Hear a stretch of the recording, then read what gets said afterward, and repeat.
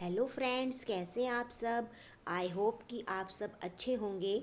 आज की वीडियो रहने वाली है काफ़ी ज़्यादा इम्पोर्टेंट, जिसे हम अपनी डेली रूटीन लाइफ में बोलते रहते हैं, लेकिन हमको ये नहीं पता चलता कि हमने कहाँ पर किसका यूज़ करना है, जिससे हमारी इंग्लिश सही नहीं होती। तो आज की क्लास रहने वाली है हैज़ और हैव और हैड की। तो इसके सेंटेंसेस की प्रैक्टिस आज की वीडियो में हम करेंगे, और मैं आपको स्टार्टिंग में ही अच्छे से बताऊंगी कि हमने हैज़ और हैव और हैड का यूज़ कहाँ पर करना है।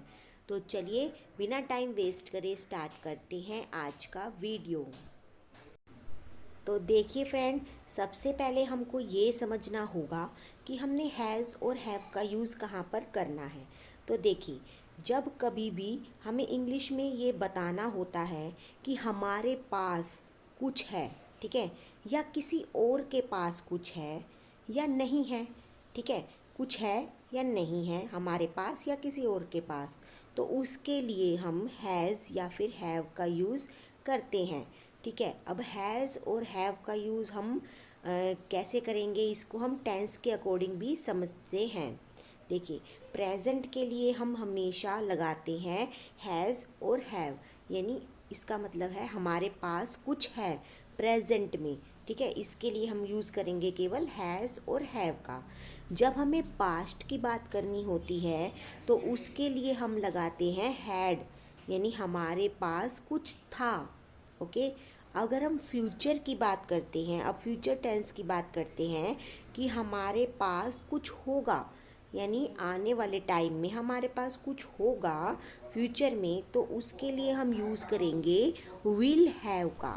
तो ठीक है फ्रेंड्स, यानी हमारे पास कुछ है तो उसके लिए तो हम लगाएंगे हैज़ और हैव, और कुछ था उसको बताने के लिए हम यूज़ करेंगे हैड का, और हमारे पास कुछ होगा और इसके लिए हम यूज़ करेंगे विल हैव का। अब देखिए, हम हैज़ और हैव का यूज़ कहाँ पर करते हैं, यानी किन किन सब्जेक्ट्स के साथ हम इनका यूज़ करते हैं। तो देखिए, सबसे पहले हम हैव को देख लेते हैं। हैव को हम यूज़ करेंगे आई, वी, यू, दे, ठीक है, इनके साथ जो होते हैं हमारे प्लूरल, तो इनके साथ हम हैव का यूज़ करते हैं। अब वैसे ही हैज़ होता है, हैज़ का यूज़ हम सिंगुलर के साथ करते हैं, यानी कि ही, शी, इट, कोई नेम या फिर सिंगुलर जो हमारे एक वचन होते हैं, तो इनके साथ हम हैज़ का यूज़ करेंगे। ये तो है सिंपल सेंटेंसेस की बात। अगर हमने नेगेटिव बनाना है इनका, तो हैव यानी कि हमारे जो प्लूरल हैं उनके साथ हम लगाएंगे do not have, negative sentence बनाने के लिए कि ऐसा नहीं है। ये ठीक है, अगर हमने हैज़ के साथ नेगेटिव सेंटेंसेस बनाने हैं तो इसके साथ हम यूज़ करेंगे डज नॉट हैव का। हमने बस ये देखना है कि हमारा सब्जेक्ट क्या है। अगर हमारा सब्जेक्ट आई है तो उसके साथ नेगेटिव सेंटेंस में तो डू लग जाएगा, यानी डू नॉट हैव। ओके, अगर हमारा सब्जेक्ट ही, शी, इट में से कोई एक है तो नेगेटिव सेंटेंस बनाने के लिए डज नॉट हैव लग जाएगा। तो चलिए अब इसका स्ट्रक्चर देख लेते हैं कि सेंटेंस बनाने के लिए हमने इसका क्या स्ट्रक्चर यूज़ करना होता है। तो देखिए, सबसे पहले है हैज़ योर हैव। हैज़ और हैव का स्ट्रक्चर कैसे बनेगा, सबसे पहले आएगा सब्जेक्ट, हमारा आएगा हैज़ और हैव हमारे सब्जेक्ट के अकॉर्डिंग, फिर आएगा हमारा ऑब्जेक्ट। ठीक है, अगर हमने हैड यूज़ करना है यानी पास्ट की बात यूज़ करनी है तो हमारा सब्जेक्ट हैड और हमारा ऑब्जेक्ट, और अगर हमने विल हैव यानी कि हमने आने वाले फ्यूचर की बात करनी है, ये हमारे पास ऐसा होगा, तो हम लगाएंगे सब्जेक्ट प्लस विल हैव और हमारा ऑब्जेक्ट। तो चलिए कुछ सेंटेंसेस की प्रैक्टिस करते हैं, सेंटेंसेस बनाकर देखते हैं। सेंटेंसेस मिक्स रहेंगे कि फ्यूचर के भी हो सकते हैं, पास्ट के भी हो सकते हैं और प्रेजेंट के भी हो सकते हैं, नेगेटिव भी हो सकते हैं और इंटेरोगेटिव भी हो सकते हैं। तो चलिए सेंटेंसेस बनाते हैं और प्रैक्टिस करते हैं। हमारा पहला सेंटेंस है चोर के पास चाबी है। अब चोर क्या है, सिंगुलर है हमारा, तो सिंगुलर के साथ क्या आता है, हैज़ आता है। तो चलिए, चोर यानी कि थीफ, थीफ हैज़ अ की, चोर के पास चाबी है, थीफ हैज़ अ की। नेक्स्ट देखेंगे, मेरे पास दो मोबाइल हैं।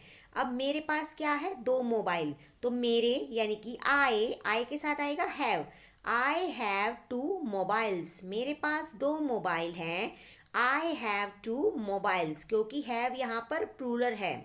नेक्स्ट देखेंगे, उसके पास छड़ी नहीं है। अब यहाँ पर क्या है, ये नेगेटिव सेंटेंस है, नहीं है आ गया है हमारे पास। तो हमने कैसे बनाना है कि पहले हमने अपना सब्जेक्ट देखना है। हमारा सब्जेक्ट क्या है, ही। तो ही के साथ क्या आएगा, डज नॉट आएगा। तो कैसे बनाएंगे, he does not have a stick. उसके पास छड़ी नहीं है, he does not have a stick. ठीक है। अब नेक्स्ट देखेंगे, क्या राधा के पास अंगूठी है। अब ये क्या है, क्वेश्चन पूछा जा रहा है सेंटेंस में, और हमारा क्वेश्चन स्टार्टिंग में ही है कि क्या। तो क्या क्या है, क्या राधा के पास अंगूठी है। तो ये हमारा क्वेश्चन है, तो हम इसको किस से स्टार्ट करेंगे, डज से स्टार्ट करेंगे, क्योंकि राधा क्या है, सिंगुलर है। तो करिए, does Radha have a ring. क्या राधा के पास अंगूठी है। Does Radha have a ring. Question हमारा अगर स्टार्टिंग में ही आ रहा है तो हम डज से या डू से स्टार्ट करेंगे। क्या तुम्हारे पास बिल्ली है। अब इसमें भी हमसे क्वेश्चन पूछा जा रहा है, और वो भी कहाँ पर है, स्टार्टिंग में ही है, क्या। और हमारा सब्जेक्ट क्या है, यू, यानी कि तुम्हारे। तो हम किससे स्टार्ट करेंगे, डू से, क्योंकि हमारा सब्जेक्ट है यू। तो do you have a cat. क्या तुम्हारे पास बिल्ली है। Do you have a cat. Next देखेंगे, मेरे पास कार थी। अब यहाँ पर थी यानी किसकी बात हो रही है, पास्ट की बात हो रही है। तो मैंने बताया था, तो पास्ट के लिए हम किसका यूज़ करेंगे, हैड का। और हैड हमारा सभी सब्जेक्ट्स के साथ आएगा। मेरे पास कार थी, आई हैड अ कार। मेरे पास कार थी, आई हैड अ कार। ठीक है। अब नेक्स्ट देखेंगे, मेरे पास मोबाइल नहीं था। अब ये पास्ट की बात है और हमारा नेगेटिव सेंटेंस है। तो आए यानी कि मेरे पास, आए यानी कि मेरे, सॉरी, तो मेरे हो गया आए। तो नेगेटिव के लिए क्या लगाएंगे, पास्ट के लिए डिड। तो नेगेटिव है तो डिड नॉट हो जाएगा। तो I did not have a mobile. मेरे पास मोबाइल नहीं था, I did not have mobile. Next देखेंगे, राजा के पास महल था। ये भी पास्ट की बात है, तो पास्ट के लिए लगाएंगे हैड। तो the king had a palace. राजा के पास महल था, the king had a palace, क्योंकि हमारा हैड सभी सब्जेक्ट्स के साथ आएगा, चाहे वो सिंगुलर हो या प्लूरल हो। अब नेक्स्ट देखेंगे, क्या राजा के पास महल नहीं था। अब ये क्वेश्चन भी पूछा जा रहा है और हमारा नेगेटिव यानी नहीं भी लिखा हुआ है। तो हम इसको कैसे बनाएंगे, डिड से स्टार्ट करेंगे, है ना, क्योंकि क्वेश्चन पूछा जा रहा है। तो did the king have no palace. क्या राजा के पास महल नहीं था। Did the king have no palace. Next देखेंगे, तुम्हारे पास सब कुछ होगा। अब ये क्या है, होगा यानी कि फ्यूचर की बात है। तो तुम्हारे, तुम्हारे यानी कि यू के बाद क्या आएगा, विल हैव, फ्यूचर के लिए। You will have everything. तुम्हारे पास सब कुछ होगा, यू विल हैव एवरीथिंग। ठीक है।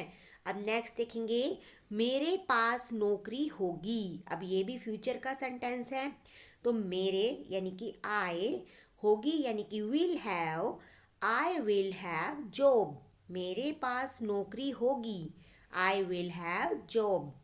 मेरे पास नौकरी कब होगी। अब ये क्वेश्चन पूछा जा रहा है फ्यूचर के लिए कि मेरे पास नौकरी कब होगी। तो कब यानी कि व्हेन। हम WH फैमिली से स्टार्ट करेंगे क्योंकि हमारे सेंटेंस के बीच में क्वेश्चन पूछा जा रहा है। तो when will I have job. मेरे पास नौकरी कब होगी, when will I have a job. अब नेक्स्ट देखेंगे, क्या तुम्हारे पास समय होगा। अब ये भी हमसे सेंटेंस में क्वेश्चन पूछा जा रहा है और हमारा क्वेश्चन स्टार्टिंग में ही है, वो है क्या। तो हम किसका यूज़ करेंगे फ्यूचर के लिए, विल का। तो देखेंगे, विल यू हैव टाइम।